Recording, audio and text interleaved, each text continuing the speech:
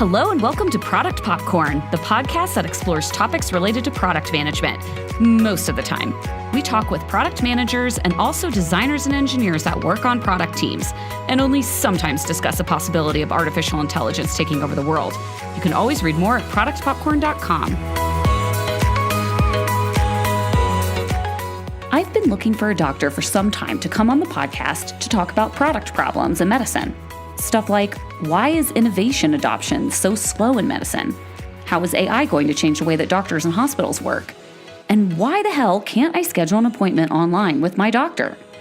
This week, we're finally joined by a real live doctor, Mike, a Denver area radiologist. He answers all of my questions and actually brings to light some unexpected and very interesting product problems that are just waiting to be solved. Hey everybody, welcome to Product Popcorn. I'm Kimberly and I'm a product manager. I'm Adam and I am a professional toenail photographer. That is weird and creepy. How did you even come up with that? I don't know. How many professional toenail photographers does Shutterstock employ? 2. Oh. But prime location for somebody of your craft. Nailed it. Yeah. Get it? Oh, terrible. That was great. Terrible joke. It was so good. I'll leave it in I there. toenailed it. I'll leave it in Oh, there. no, I'm not proud of that.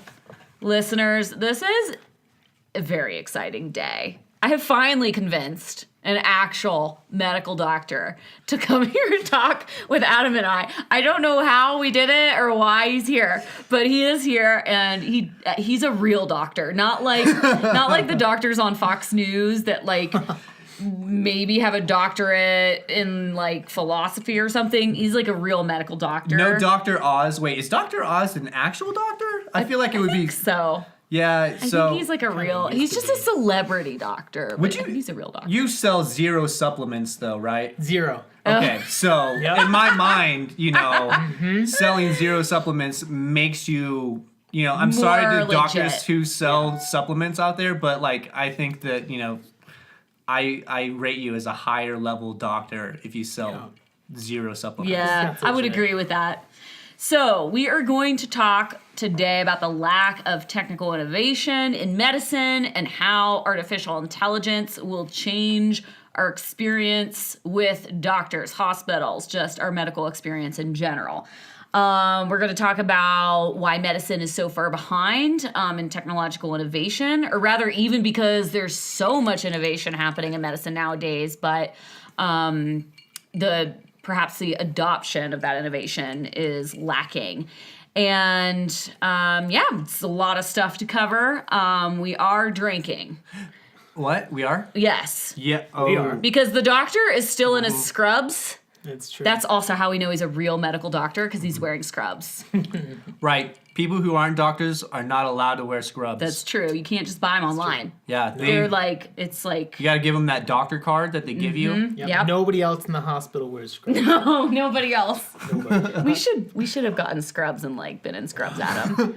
Oh. Then we could have like pretended to be doctors. You know what's funny? I totally have scrubs too already. Why? Because I was making a cheap Steve Zissou costume, like Life Aquatic for like last year's Halloween That makes costume. sense. That makes sense. Yeah, so it was super cheap. It was a great costume. That's a good I think I costume. nailed it. So we're gonna introduce our doctor. His name is Mike. You could say hello. Hi, everybody. So we're going to intro you, but I'm going to keep it a little bit slightly anonymous. A lot of doctors didn't want to talk to me because I think, because they have patients and maybe they can't talk about like specifics of use cases, or, maybe they think talking about the stuff will be like detrimental for the hospital that they work for. I don't know. Or maybe they're just like busy saving lives or something, like doing their jobs. But Mike is a radiologist.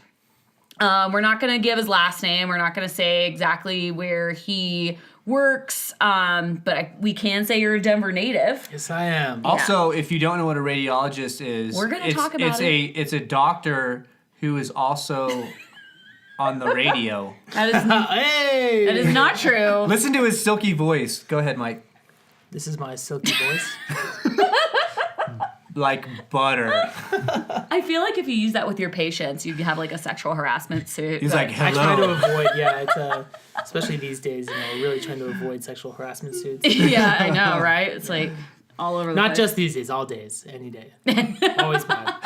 All days, past and present. Yep. Mike's a Denver native. Fun fact, he has a twin brother that is also a radiologist, which I just think is hilarious. I do. And I also have an older brother who is also a radiologist and a really close first cousin who's also a radiologist. This blows my freaking Random. mind. Yeah, I know. Does that make for interesting like Thanksgiving discussions and Christmas time discussions? Is it just go to like into radiology, or do you just like avoid that altogether? No, so it doesn't because, and this is just my personal opinion, I think there's two different kinds of people that go into radiology. One is the kind of people that really just dive into kind of they nerd out on radiology, which is awesome because it is an incredibly cool field, but they don't have a lot of hobbies and outside things. And then the other side is the people who have a ton of hobbies, really like to go out in life and enjoy a lot of things. And that's my family members that went into radiology. So we like to talk about other things. That's good. When we get together. That's good. probably good for like your parents who aren't radiologists and Yes. probably don't want to listen to you on Thanksgiving talking about Exactly. radiology. I mean, is there something in which they raise, like how they raise their children that just somehow led all of them into radiology so that maybe they would appreciate it because they're like maybe subconscious, like they're why you guys are all.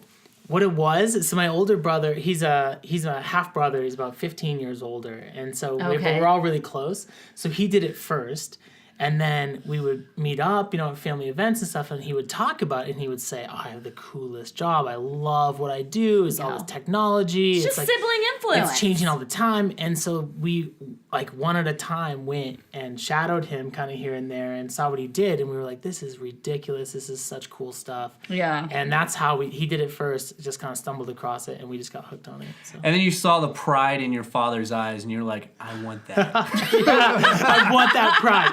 Why don't I have that pride? I want you to love me, Dad. Love me as much as you loved him. But your dad is a doctor, right? Is he a psychologist? Psychologist, Yeah. He was a professor at Colorado State. Psychologist is a doctor. That's right. Okay. Yeah. Yes. Okay. Yes. Just PhD, I get yeah. them confused with other. I mean, the psychiatrist is also a They're doctor. the MD, and the psychologist is the PhD. Got it. Okay. That's where it. That's what I was Yeah. confused about.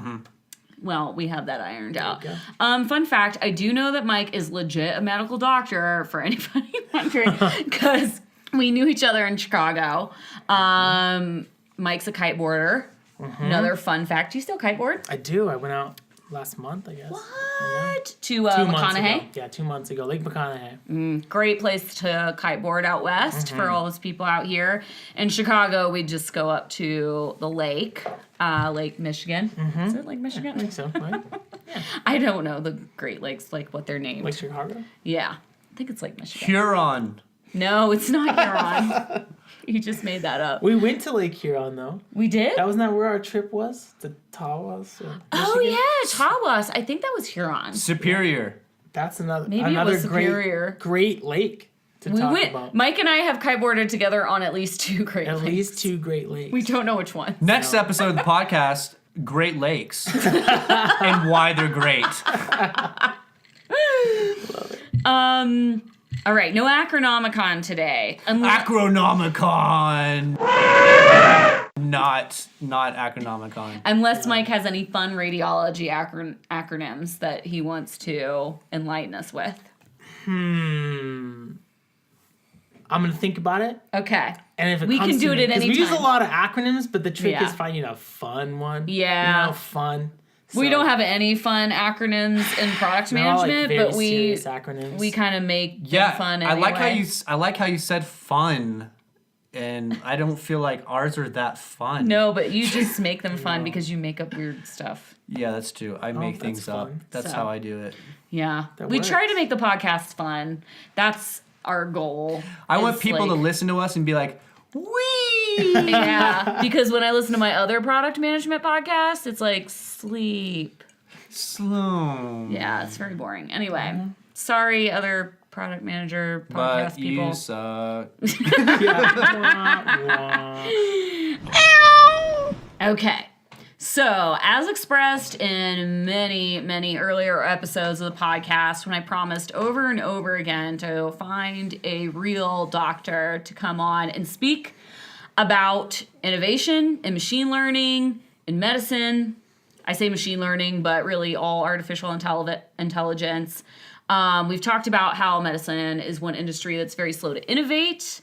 And it is a huge candidate for big disruption with the rise of artificial intelligence. So we're going to talk about that with Mike. Mike's actually really interested in this, and he's in the perfect field of medicine to talk about this because radiology is probably, would you say, one of like the most prominent examples of a field of medicine that's going to be really disrupted by AI, probably before many other fields. It'll absolutely, I mean, it already is the early adapter for AI, and it's going to be early adopter, I guess, and it's going to continue to be at the forefront of technological advances in medicine. Yeah. It already is.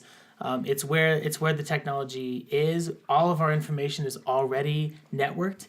It's already connected through hospital systems nationwide. All of our data is starting to become available, and that's really what drives us forward. So other areas of medicine they're not even close to where we are as far as technology. And the use of that and the adaptation or adoption of all the technology. So before we get into all of that, can you just explain generally what radiology is for people that don't know? Sure. So radiology it's a pretty big field, and I'm not going to talk about the interventional side because that's really surgery and stuff. But the diagnostic radiology is when you go to the hospital or go to your doctor.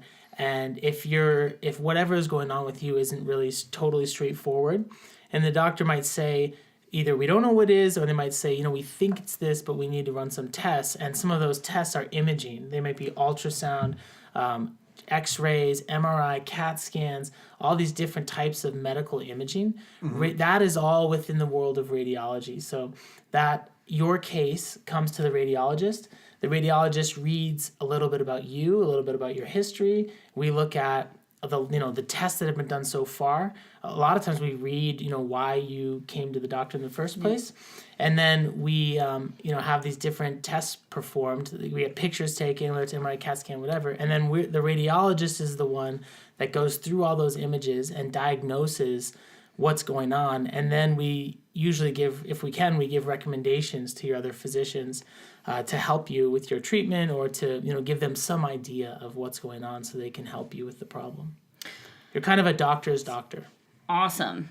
So there's two things I'll bring up right off the bat. A is that IBM has been prepping Watson for the radiology boards for several years, I feel. Mm-hmm. And I don't think, correct me if I'm wrong, Watson has not passed the radiology boards Definitely yet. not. Okay. Yeah. How far do you think they are from that? I think quite a ways. Okay.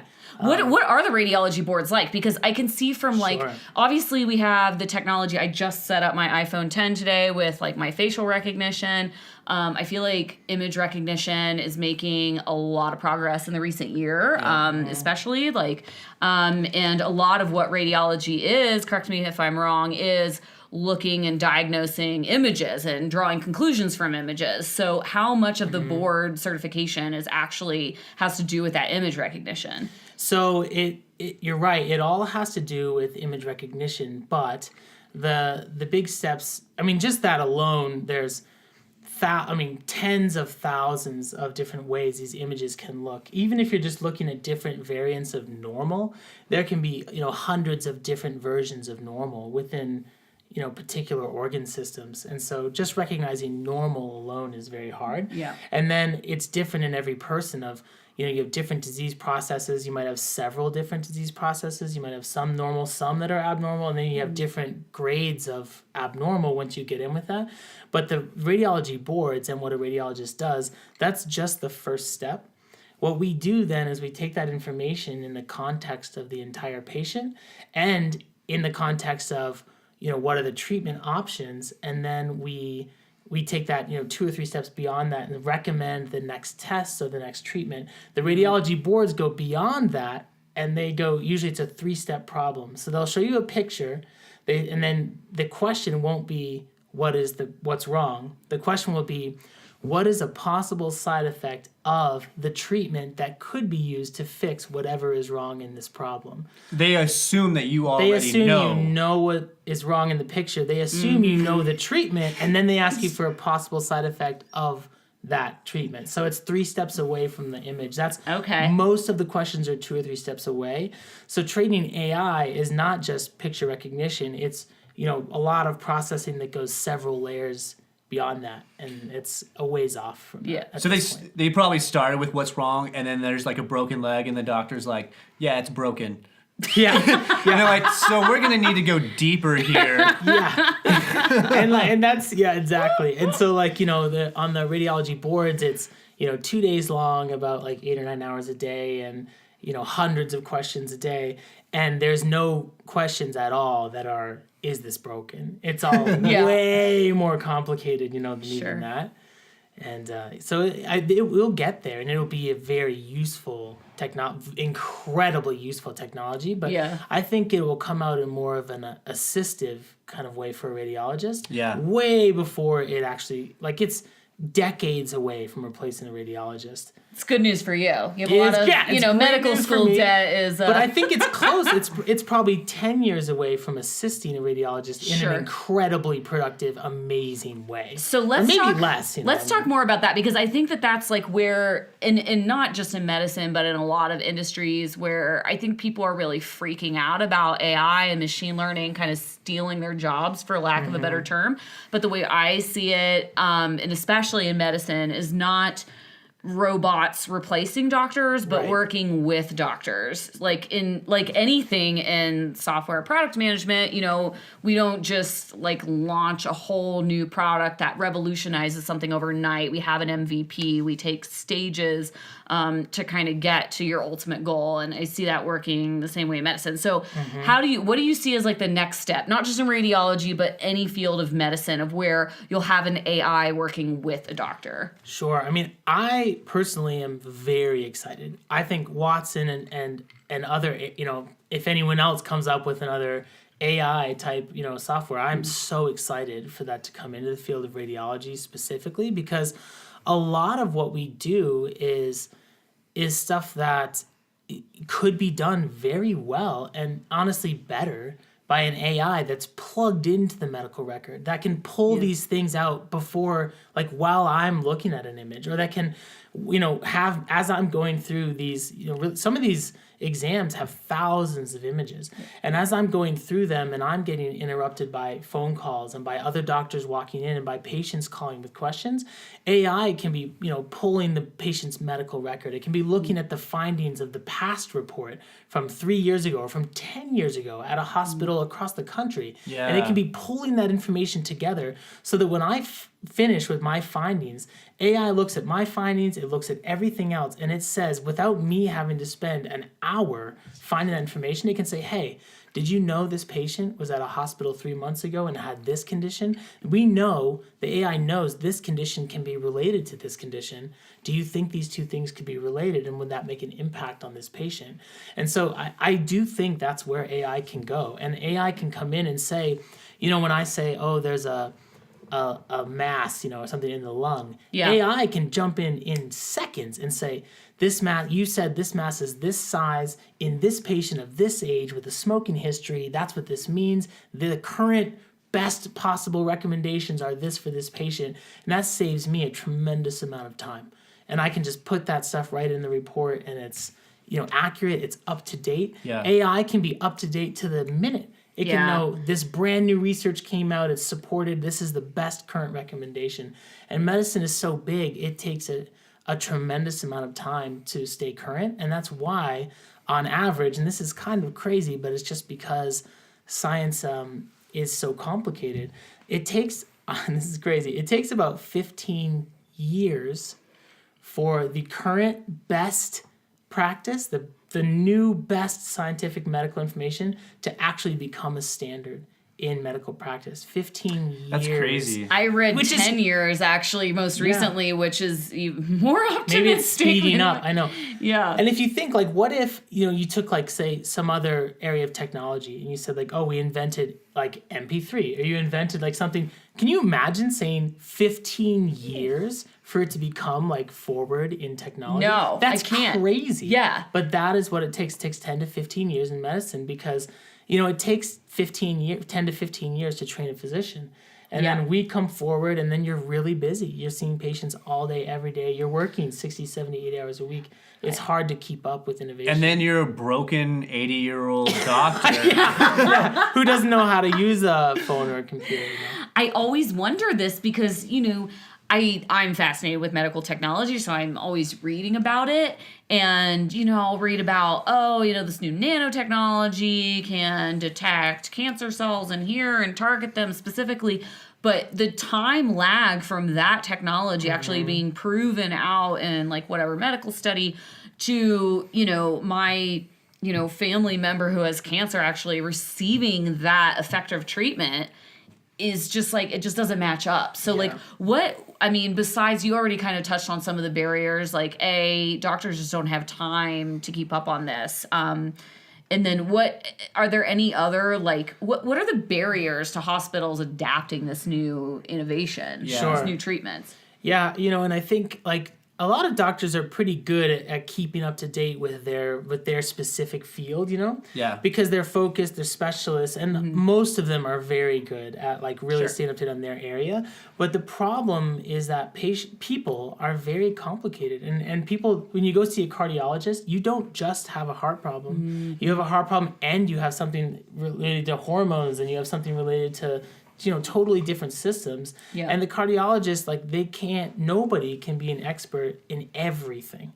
And so the barriers, like you said, There's like no such thing as like a baseline, really, right? there isn't. Everyone is so different. Everyone Yeah. is so complicated, and no one has the same two problems. Everyone's got all kinds of different things, and nobody can know everything. There's in software we have what we call the user experience, the main path of the user experience is the quote unquote happy path. I feel like there's no happy path in There's medicine. no happy path. Yeah. There's no happy path. And people themselves are so complicated in how that problem affects their life, how much they want to go after it or don't want to go after it, how much they're willing to, what they're willing to do to fix a problem. It's so complicated. So the big barrier is physicians it's just not possible to learn everything. Yeah. It's just not. But then even if you look at within their area, like you were saying, they don't have time to adapt to something new, and they don't have. A lot of them, it's really, they don't understand how some of this new technology could improve the workflow of their practice. I think that there are tremendous opportunities for technology, not just AI, but just technology, whether it's software or that software being in a new, user-friendly hardware, to really just dramatically improve the workflow of a physician's day, the productivity, and not only does that translate to better patient care, but that translates to better, just increased efficiency, which means more money on all sides. And I feel like this applies to everything from using an AI to, like you say, just ingest all this research, all the thousands of medical articles that are released every month, and just ingesting that information and helping the doctor, for example, a family physician, for example, to make a diagnosis, based on all of the most up-to-date information, to scheduling. I feel it's that simple. I can crazy. we talked about this on a podcast a couple months ago, that I can schedule an appointment online with my hairstylist, but I cannot schedule an appointment online with my freaking doctor. I know, it's ridiculous. And I get into the office and they have new technology, I feel like they're as far as doctors go, she's relatively up to date and pretty hip, but I still have to call her to make an appointment. So you're saying startup idea scheduling for doctors. I feel like it exists. I'm not kidding, and this sounds crazy, and we'll explain why this is still happening in a moment, but this literally, okay, so right now in my radiology department, and I'm not exaggerating, this is a real thing, we've had a 20-year problem with scheduling. 20 Yeah, saying which years? radiologist will be where at what time. We've had a problem with like how they progress through training and which radiologists in training will be on which area. Will they be reading brain stuff or will they be chest stuff? So we've had this problem for decades, and this is the solution that came up, okay?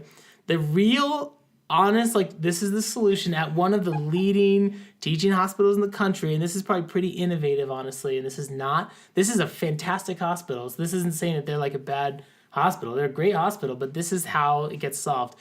There is a wheel, a physical, looks like Wheel of Fortune wheel. No. That is put on a wall with people's faces on it. And they decided if they put the months of the year around the wheel, then they can move these 40 people and they can spin the wheel and it will eventually match up and fill every position. And when a new person comes in, they print a little face and they tape it to this wheel, and that's what we just came up with to solve the scheduling problem. And I was looking at this and I'm thinking, I promise there is an app that must cost less than $3 that would do all of this for us, and we could just do it and solve the problem immediately, and it would make the schedule for us. Sounds like they need a product manager. It really does. I was about to say a product person could solve this very quickly. That's hilarious. I kind of want a wheel for my You should make product the wheel. team. You should tell them it's a new thing. It's the wheel of. They would like the retroness of it. They're gonna- It'd be no. It's very vintage. visual, Yeah. It makes that click, click, click, click, click, click, click as you spin No, it does not. Where do you even buy that? Yeah. I'm gonna look on Amazon after you would this. present that to your developer team, and they would just give you this blank stares, like these empty eyes. No idea. Yeah, it would just be silence. But here's the thing is that right now in healthcare, there isn't a lot of incentive to innovate because, one, all doctors are booked.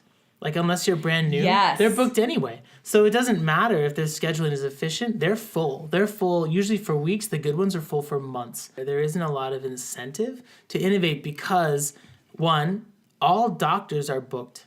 Unless you're brand new, Yes. they're booked anyway. So it doesn't matter if their scheduling is efficient. They're full. They're full usually for weeks. The good ones are full for months. Yep. Out, So they're full anyway, regardless of how outdated and how difficult it is to make an appointment. They're all full because healthcare is kind of swamped. Yeah. And then two, they would have to pay to change, and they don't understand how making a change would actually increase. Any innovation in healthcare has to do two things. It's just because it's a business like anything else. One, it has to make money for somebody, but two, it also has to benefit patients. And if you can't prove But both of those, you feel like that's kind of where I kind of touched on this briefly in the other podcast where we talked about a doctor's office user experience, but don't you feel like a lot of the processes that are in place revolve around the doctor and not the patient? What's best for the doctor?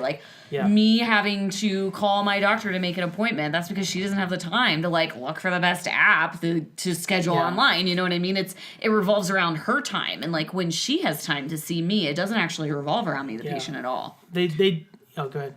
I was just going to say, I had an ex whose father was a doctor, general practice, and it just seems he was an amazing doctor, and yet he had to spend so much time with paperwork. Yeah. Yes. And I'm just that seems kind of short-sighted, right? So yes, it's going to be an initial investment for the hospital to digitize that, to make it easier to automate. Yeah. But that's what's just mind-boggling is it just seems like you talk about it it's what's best for the doctor, but what's best for the doctor is to make their lives easier. And so if you can automate and digitize things. But I think, and that you're so right, and everything you said is true, and I do think it's very possible to do that. Yeah. The problem is that people who are good at software and they're good at making these types of products, for whatever reason, most of them, it's hard to know every side of it. They're good at software, they're good at making these things more streamlined, but they don't understand exactly how like what the physician's day is like. The and the physicians intricacies, is not the interested minutia. because they're already getting paid enough money. They're already busy. There's no incentive for them to kind of jump on board with it. And so there's not a lot of innovators that understand all sides of it. But like, for example, and this is, I think, right exactly what you were describing. I have one of the people I work with, a radiologist, he is part of a startup called Sway Health. And what they do is they have created an app that you put on an iPad, you give to patients as soon as they are sitting in the waiting room. They start answering very targeted questions about like what are the what are you really experiencing? Like how long have you been doing this? How long is this going? And they ask really targeted, great questions. And one of the things specifically they're for example, they're targeting is like, let's say a patient's trying to quit smoking. Well, it says, how long have you been smoking? How does it affect your life? Like, how much do you do it? All this stuff. But what the app's doing in the back end is it is not only collecting this information in a way that gets sent to the physician before they even see the patient. So they get this information in a doctor-friendly way that saves them a tremendous amount of time asking the patient, but it also prepares that paperwork in a billing-friendly way. So the doctor can say, I already addressed all of these concerns, and it prepares all of it. So then instead of the doctor having to sit there and ask those questions and prepare the paperwork for billing, they can spend that 10 minutes just treating the patient and saying, how do I help you quit? And then when they're done, they're done. Their billing is done. Their note is already finished. They add a couple notes. And so that kind of idea could be applied in every area of medicine, of primary care. Maybe that's the product opportunity. Maybe we've It's been a looking at this the wrong way. opportunity. Maybe the product opportunity isn't so much, as complex as AI working with a doctor, but it's automation rather than artificial intelligence, like automating the administrative side. AI to make is it more big, efficient. but there are so many opportunities for innovation in medicine. Cut out that mind-numbing time in the waiting room. Yeah, put it to work. Everyone's like, that's the idea. Is they said, we know that most people are going to be waiting in the waiting room. Put it to work. It makes the patients happier. They feel like they're addressing doing their something. things. There's a reason for being there. It makes the physicians happier because they're getting the information ahead of time, and then they can spend their time with the patient really helping somebody. Yeah. And then it's billing friendly. They can, honestly, like a lot of product innovation is about cutting out the middleman. You know that there's someone who needs something and someone who delivers something, and you cut out the middle. Billing, and I'm sorry if anyone is in medical billing and stuff, it's a $50 billion a year industry. It's a huge, convoluted, crazy, complicated system, and it doesn't have to be there. And there can be software that takes this information from a patient, prepares it in a billing-friendly way for the physician, helps the patient, helps the physician, gets the billing stuff taken care of, and you've cut out a $50 billion a year industry. Is it true that and it will happen. About 50 or 60%, I don't know what the most recent numbers are, of healthcare costs is administrative? It's huge. Or is it even higher than that? And a good example of that is, that is definitely true, and it varies depending on the hospital. Yeah. But here's a good example of how a lean healthcare industry can cost a lot less than a bloated hospital industry. So this isn't just Colorado, this is anywhere. Academic hospitals have huge administration because they have medical students, they have medical interns, residents, they're training a lot of people, they've got classes, they have a lot of administrative costs. So they're the most kind of top heavy. They have professors and very top heavy hospital. So let's say you got into a car accident and you banged your head on the steering wheel or something, and you think, I need to get a scan of my brain to see what's going on. So you can go to a teaching hospital, and they will charge you about $4,000, assuming it's not an emergency. This is like an outpatient. $4,000. I'm surprised it's not more. I was actually thinking, what a bargain. That's what they'll bill just to take the pictures. That's not including treatment. The radiology. That's not the radiologist at all. That's just the technical fee for taking those pictures. They will bill $4,000 to your insurance. Or a micro Bitcoin. Right? Yeah, or one a Bitcoin is currently worth like $12,000, so it's a third of a Bitcoin. Yeah, a third of a Bitcoin. Yeah, exactly. And so that's what they'll bill, and then depending on your insurance, They may deny it, and you say, "What? I'm going to pay $4,000." They may say, "Well, you can pay $1,000. We'll pay $3,000." Like, you know, you may get lucky and end up paying $300 or something like that, and they'll pay the rest of it.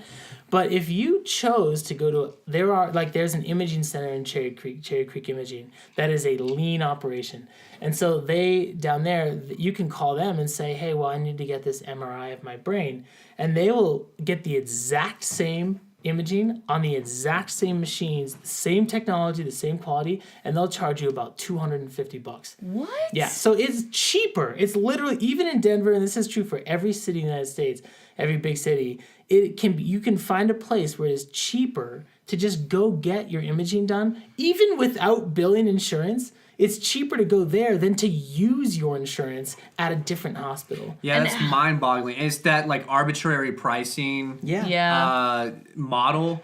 I used to work at Health Grades. That was my first job in Colorado.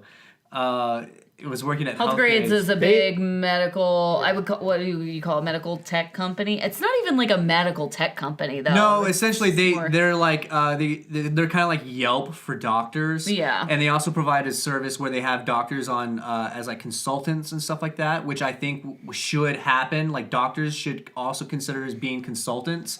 If you get kind of burnt out like in the ER or at a hospital, I think that a doctor should be able to consider being a consultant for a tech company in order to help. Well, they improve have. the industry. I mean, they're going to have to be if we figure out like these kinds of product problems. You're going to have doctors consulting on things like that. But anyway, what was the point that you were going to make? Yes, there is a point, and that was going to make. And so, Health Grades actually rated hospitals too. That was like one of their big things. Yeah.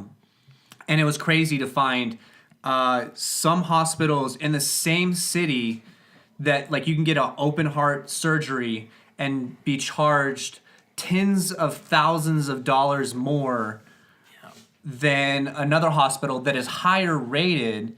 What? And it's just like, oh yeah, it's mind-boggling. But it is interesting because like, you know, if I go to the doctor and I have a serious issue, you know, let's say I need heart surgery, I'm not going to shop around. I'm going to go to where my freaking doctor tells me to go. Right. I'm not even going to consider price. And you know, is that going to change? So it could change. I see from my standpoint, it's like I know that this MRI is the same as that MRI. I know that. You know that, but I don't know that. Right, but I see that as an opportunity. So let's say you create something that says this is something that even a doctor, like, you know, the primary care doctors, they're so busy, they don't know exactly where their patients can go. So they're told just to say, go to my hospital. Let's say they have something they can say, hey, this is my patient. You can load up this app. It will tell you the upfront cash price for these different imaging options. Oh my God, and then this the is co-pays a of your huge thing. product opportunity. And then they both know, the patient understands, I can pick, and these are the same tests. You're telling me I can pay $4,000 or $250? Either way, I get a disc at the end, and I take that to my doctor, and they can just use that the same way. Yeah. The problem is patients don't know.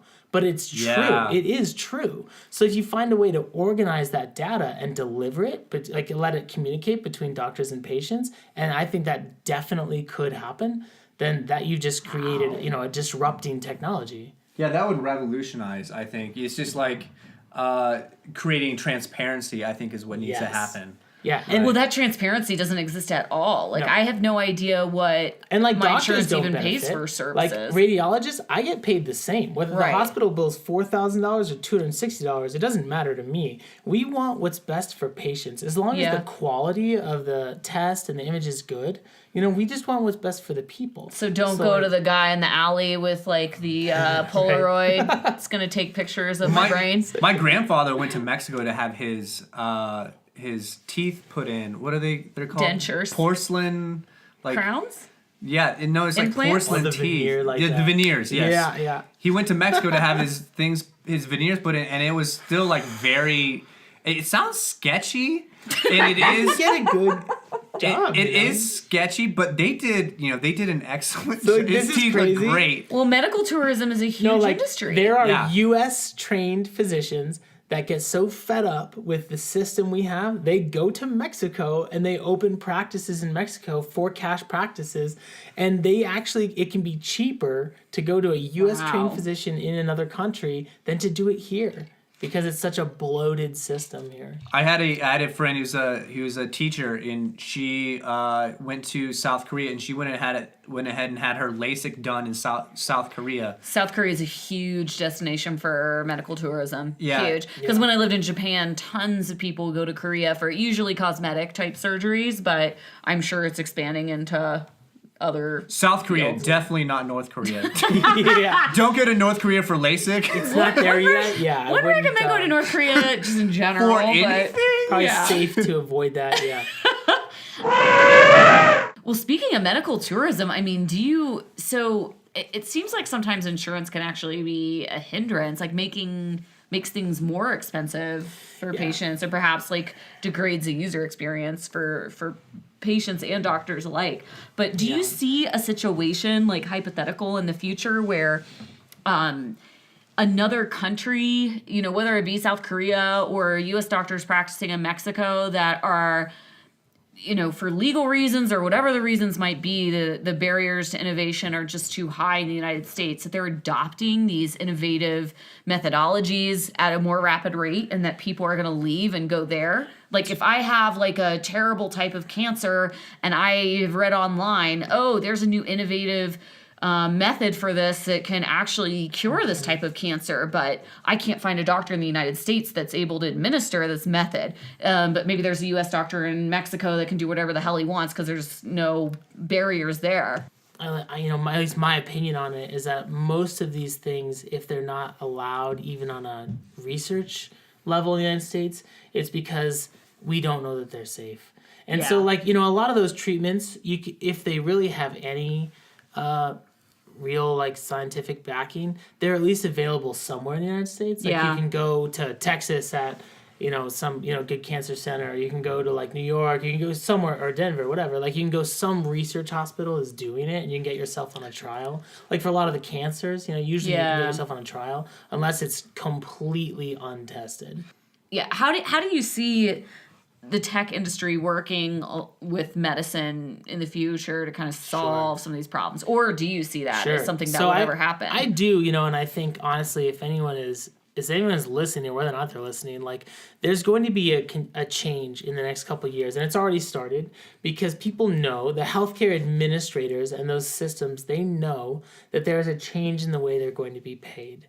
And it's changing from fee-for-service, and fee-for-service means a patient shows up in the hospital runs 1,000 tests, and they can charge for every single test they run. Right. They can charge for anything they do. And so that happens all the time. And honestly, from the doctors, we don't make money from that. So I know a lot of people they say, oh, doctors want to run all these tests. I don't make money if people run tests. That doesn't help me. If your primary care doctor... It's not commission. There's no commission on tests. There's no commission. 7 CAT scans If a doctor today. prescribes this medicine or orders this test, there's no commission on that. You get paid for the visit. Yeah. You don't get paid on the whatever gets ordered.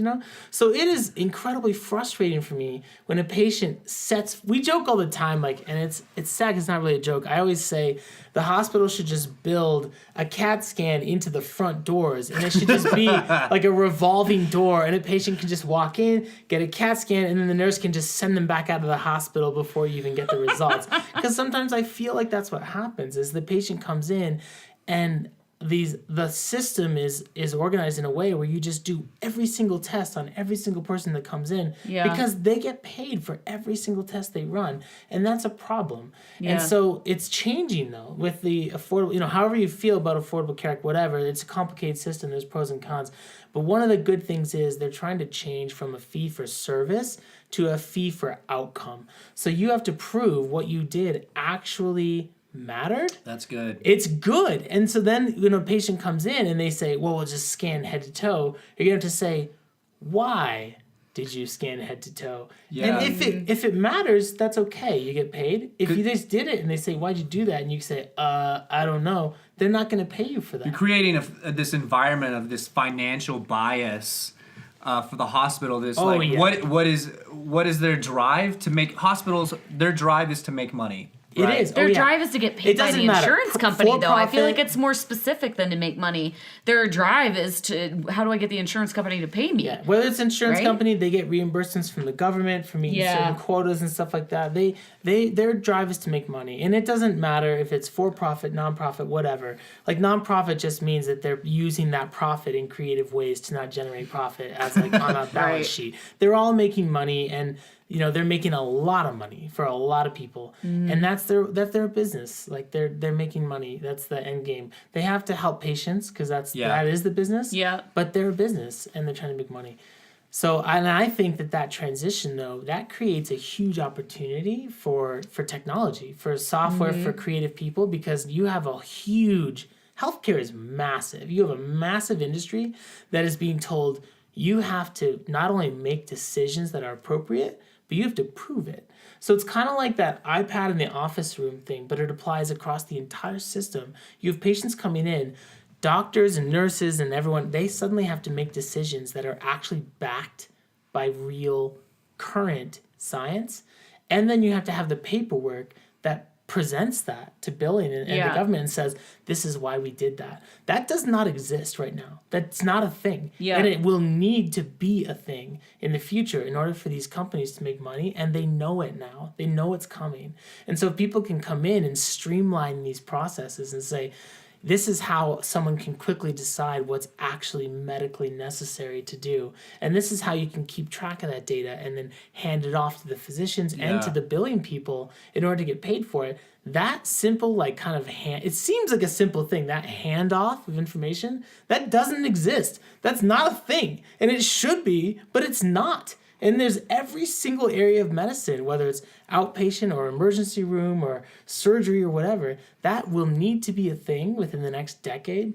And it is a huge, huge gap, a huge void. And technology will have to fill it, unless people are going to be continuing to fill out paper charts and hand it from one person to another, which is literally like what happens in most of these hospitals. I feel like these are all problems that technology companies have already solved. Like this handoff is like, I'm just thinking about like search history at Charter. Like that's a handoff of data points from this time period to the next time period. Oh, Kim was watching Narcos. Like let's leave, from where it left off. Let's start from that point.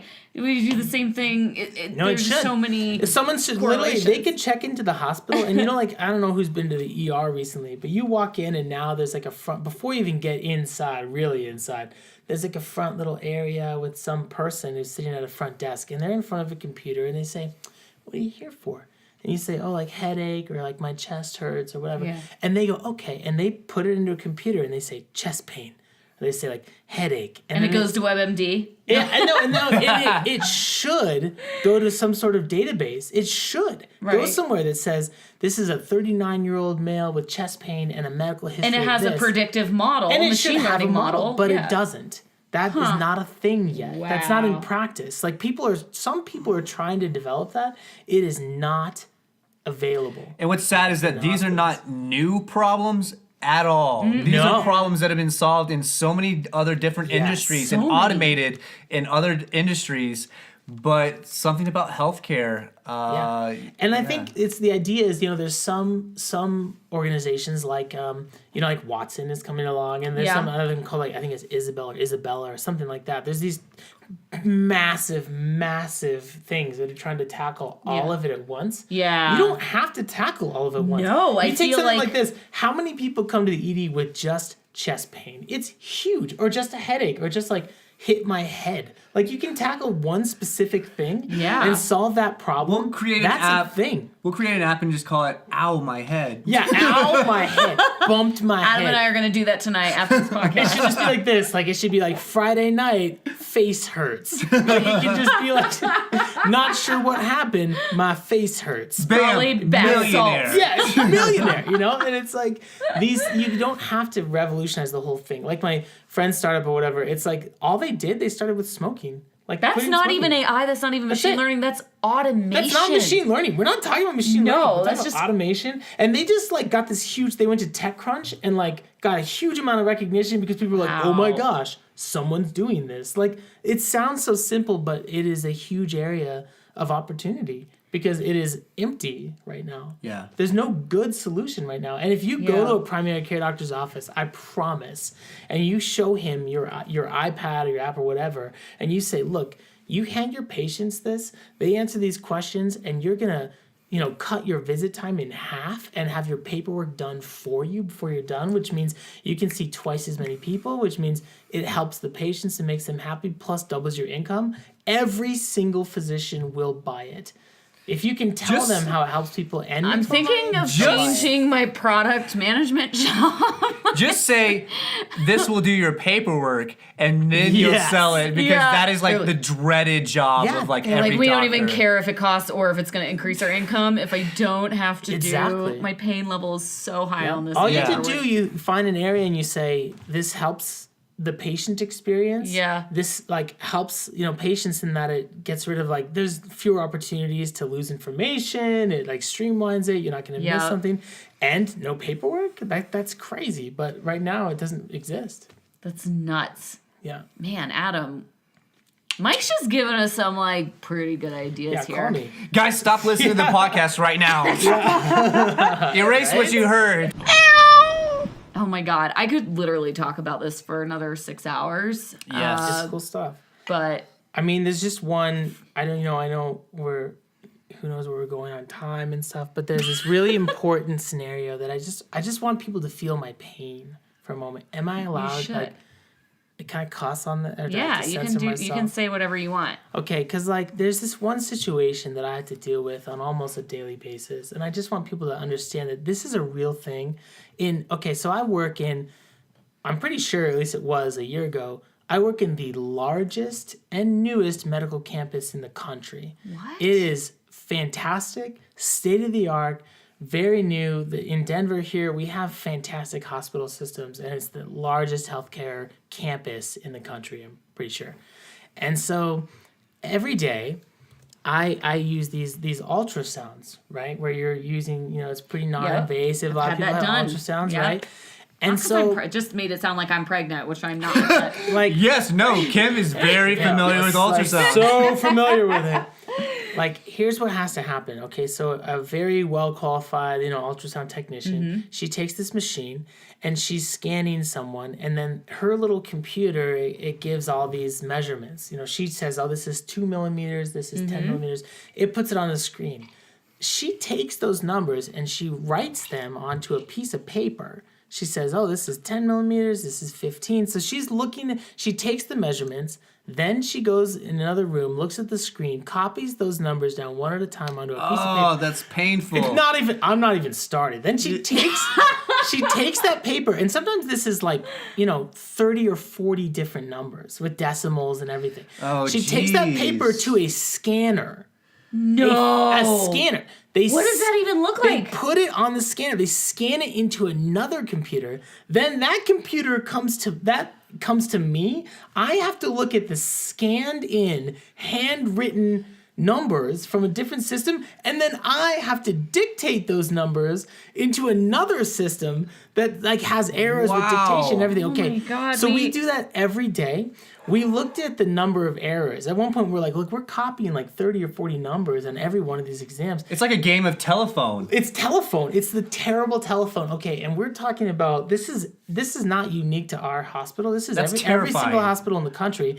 We looked at about 6 months of data, and we said, how many of these, because we're trying so hard to get the hospital. The error rate has to be like 5-10%? 35%. Holy 35%. And the error rate is like, maybe a misplaced decimal, maybe this, that, whatever. Like it usually doesn't. Misplaced decimal? It usually doesn't. It doesn't actually. Can you imagine if your bank like read a check and it misplaced a decimal? Gosh, it's terrible. Like, and like we have the technology for this. Like, I know that's the thing. And so we keep trying to make a case. We say, look, like I can literally buy a ticket to outer space. I can buy a car that drives itself. Why the fuck are we taking numbers and copying them onto paper, scanning them, putting them into another system, and then reading those and putting them into another one? But more relevant, crazy. You can literally take a handwritten check and insert it into an ATM, and it has a model it has recognition, image recognition. I can deposit a check from my phone. And we've had that for like 10 years at least. So like have this ultrasound tech like literally take a picture with a mobile app. That and technology does not exist.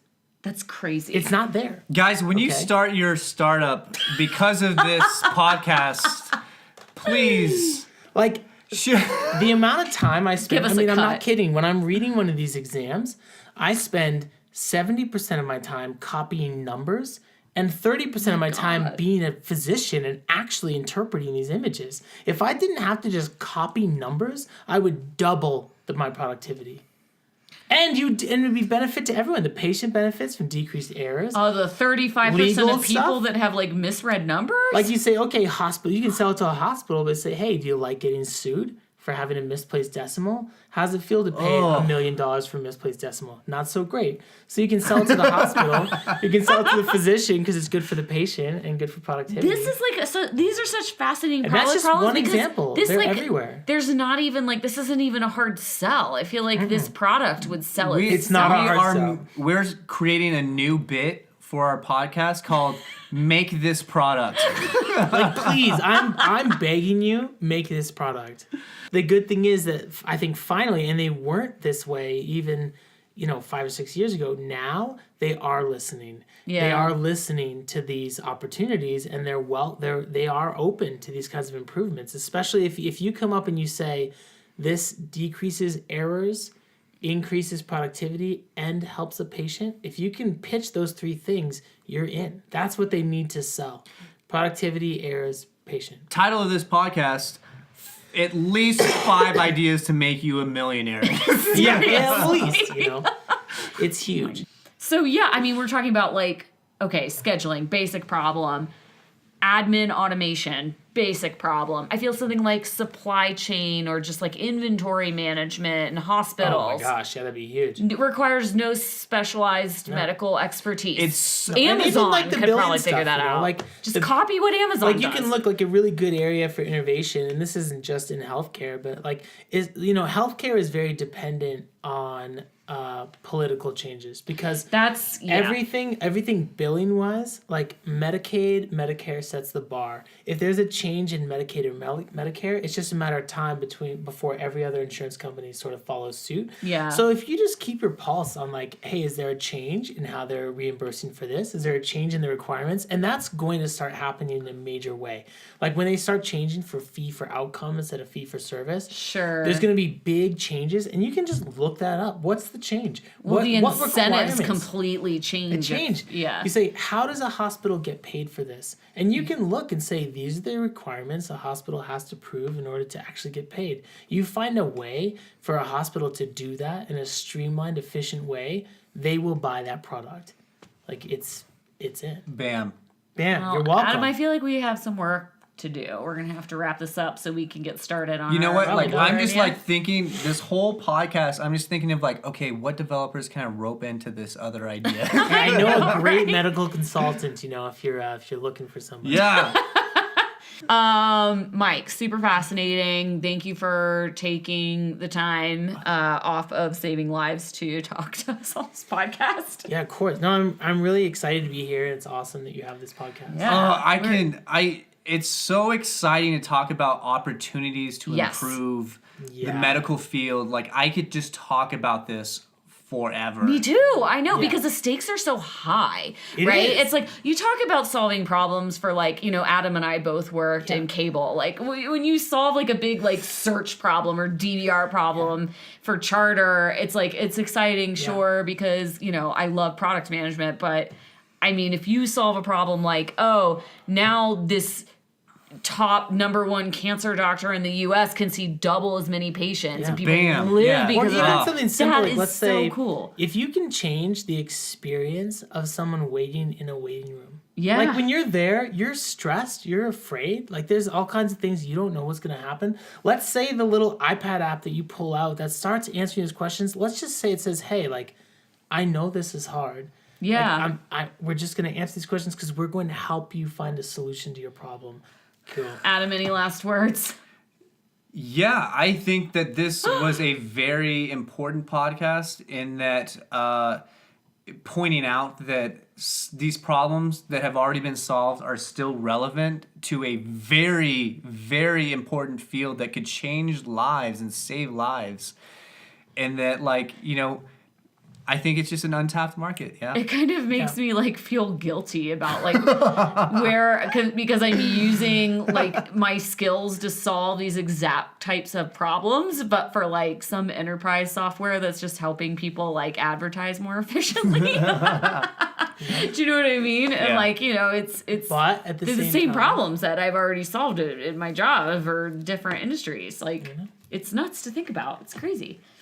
Anyway, thanks, Mike. Appreciate you having on. We'll probably definitely have you on again. Yeah, no. Especially if there's a Black Mirror episode that has to do with any sort of medical stuff. Right? Because we're obsessed, and we're going to review them all. Yeah. I'd be excited. Yeah.